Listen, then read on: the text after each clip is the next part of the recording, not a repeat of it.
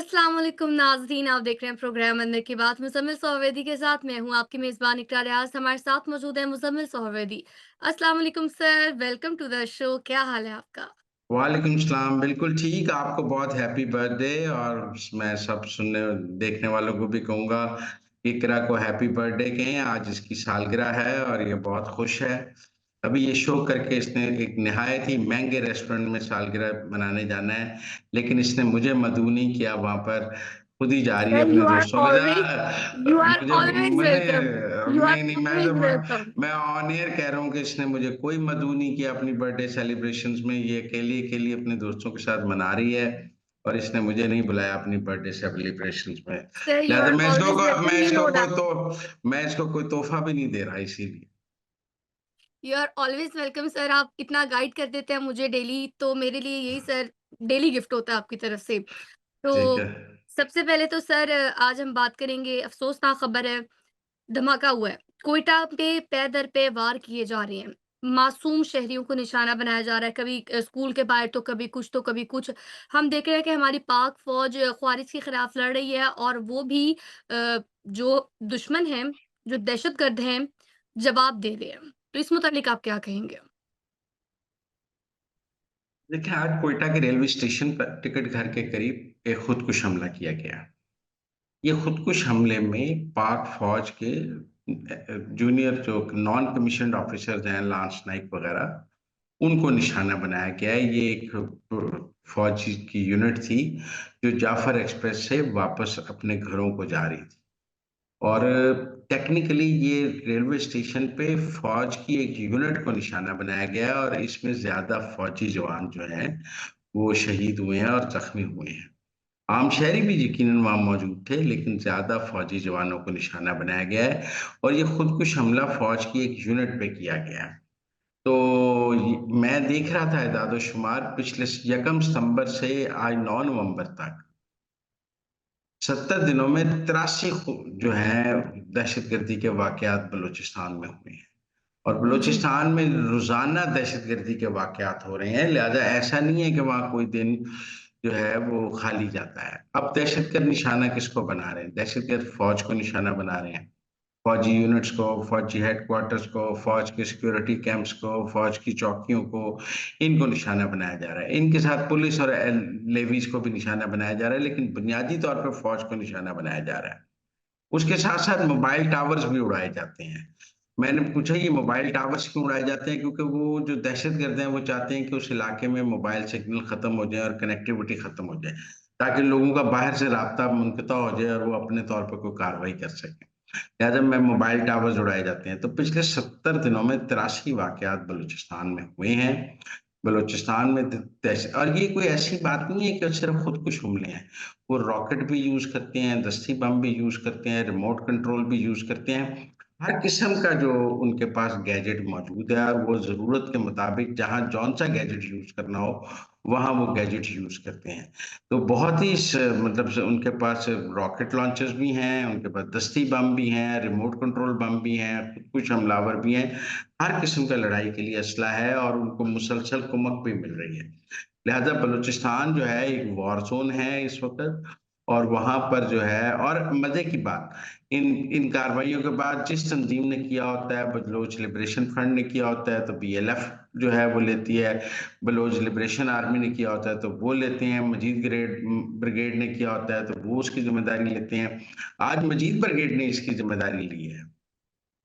जिस जो करती है वो ज़िम्मेदारी लेती है, वो बताते हैं कि हमने किया है, ये हमारा खुद फिद वो उसको फ़िदाई कहते हैं, खुदकुश हमला। ये हमारा फ़िदाई था, उसकी भी शनाख्त रिवील की जाती है दहशतगर्दों की जानिब से। ऐसा नहीं है कि हम कहीं नामालूम आज तो वैसे दहशतगर्द का सर मिल गया है, जो नवाब अकबर बुगटी के वक़्त तो उन्होंने पूरे बलूचिस्तान में यकदम हमले करके अपनी स्ट्रेंथ शो की थी। तो एक-एक जो खुदकुश हमलावर था, उसकी शनाख्त बलोच दहशतगर्द तंज़ीमों की जानिब से बताई गई थी, उनकी तस्वीरें, उनके बयान।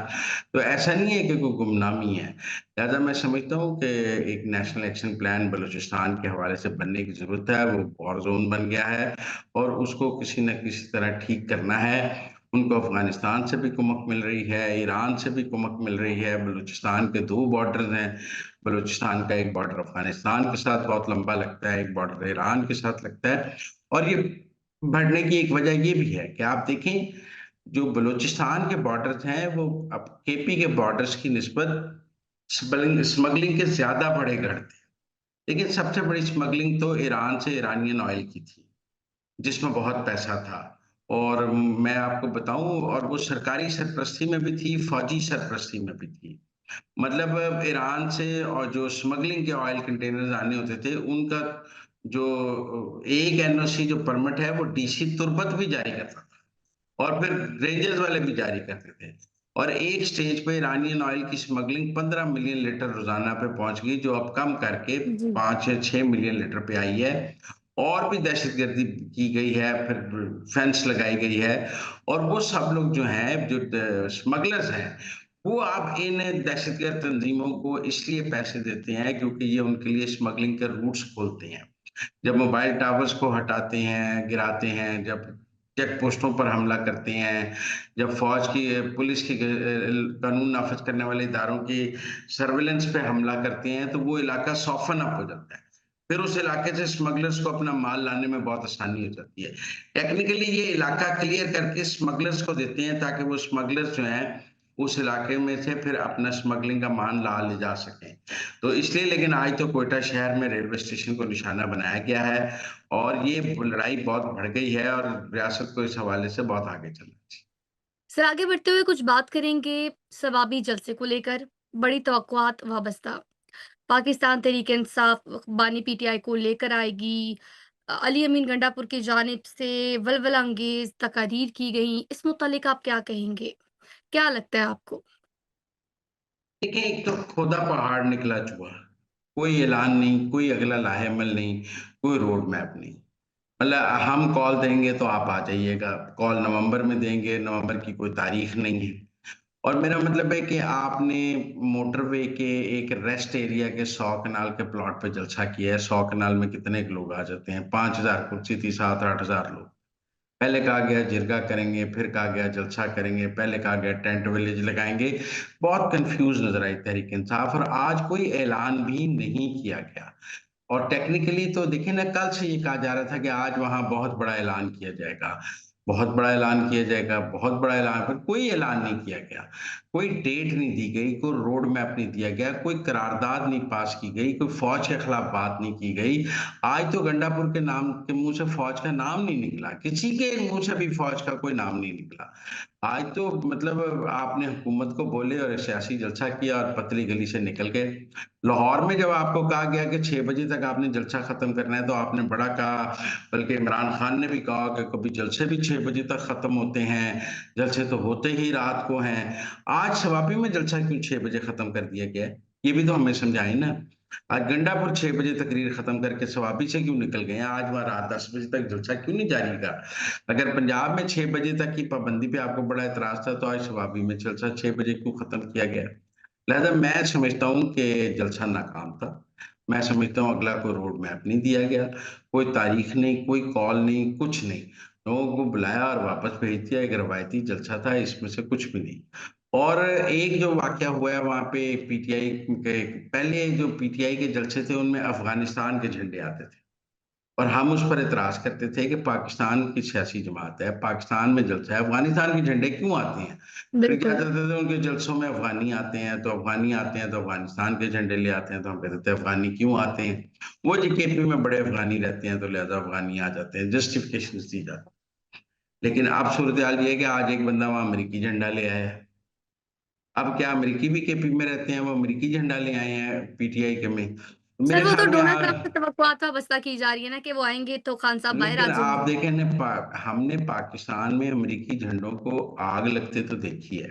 जी। लेकिन सियासी जलसों में अमरीकी झंडों को चूमते और अमरीकी झंडों को लहराने का ये पहला मुजाहरा था जो पीटीआई की ट्रेंड तरफ से सेट किया जा रहा है। आज किया जा रहा है। मेरे ख्याल में ये भी देखने वाली बात है, कल को कहते थे अमेरिका से हकीकी आज़ादी लेनी है, और आज जो है अमेरिका के मतलब झंडे जो हैं वो जलसों में लहराए जा रहे हैं। ये कोई अच्छा ट्रेंड नहीं है। किसी भी दूसरे मुल्क का झंडा पाकिस्तान की सियासी जमात को अपने सियासी जलसों में नहीं लहराना चाहिए। अगर आप, कल हम अफगानिस्तान के जलसे झंडे लहराने के खिलाफ थे, आज हम अमेरिका के झंडे भी लहराने के खिलाफ हैं। तो इसलिए मेरे ख़्याल में ये भी कोई अच्छा साइन नहीं है। ओवरऑल शवाबी के जलसे ने कोई तहरीक इंसाफ को कोई ख़ास सियासी फ़ायदा नहीं दिया। सिर्फ दुआएं सऊदी अरब से क्या अखज़ करेंगे? देखिए, शहबाज शरीफ का दौरा सऊदी अरब, एक तो वहाँ फ़लस्तीन के हवाले से कॉन्फ्रेंस हो रही है। लेकिन अभी आसिम मुनीर साहब भी सऊदी अरब गए थे और जी। मैंने पहले भी एक प्रोग्राम में कहा था कि डोनाल्ड ट्रंप को बज़रिया मोहम्मद बिन सलमान जो है पाकिस्तान मैनेज करेगी, पाकिस्तान गवर्नमेंट, और जो पाकिस्तान गवर्नमेंट की लॉबी करेगी वो बज़रिया मोहम्मद बिन सलमान करेगी ट्रंप के साथ, क्योंकि ट्रंप की और मोहम्मद बिन सलमान की बहुत दोस्ती है।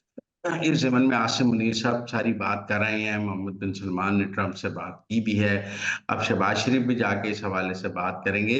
तो पाकिस्तान गवर्नमेंट का अमेरिका के साथ जो नई एडमिनिस्ट्रेशन है, उसके साथ राहें खोलने के लिए पाकिस्तान गवर्नमेंट जो है वो ट्रंप को इस्तेमाल करना चाहती है, वो मोहम्मद बिन सलमान को इस्तेमाल करना चाहती है और मोहम्मद बिन सलमान के ज़रिए वो अपने अब ये एक अजीब-सी लड़ाई है। पीटीआई जो है वो पाकिस्तान में झंडे लहरा रही है, वो जुल्फ़ी बुखारी अमेरिका पहुँच गए हैं, वो आतिफ़ खान कह रहे हैं कि मैं ट्रंप की टीम तक पहुँच रहा हूँ और हम इमरान खान को ट्रंप के ज़रिए रिहा कराएँगे। अब मुझे नहीं पता वो ट्रंप के ज़रिए कैसे रिहा कराएँगे।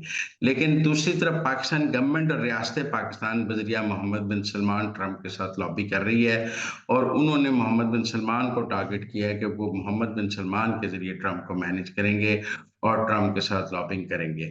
मुझे लगता है ये पीटीआई की टीम की निस्बत मोहम्मद बिन सलमान ज़्यादा तगड़े हैं और मोहम्मद बिन सलमान के ट्रंप से ज़्यादा बेहतर ताल्लुकात हैं। लिहाज़ा अगर मोहम्मद बिन सलमान, आसिम मुनीर और शहबाज शरीफ के साथ खड़े हो जाते हैं, तो फिर ट्रंप का वज़न भी इसी तरफ होगा, फिर पीटीआई वालों को बहुत नाउम्मीदी होगी।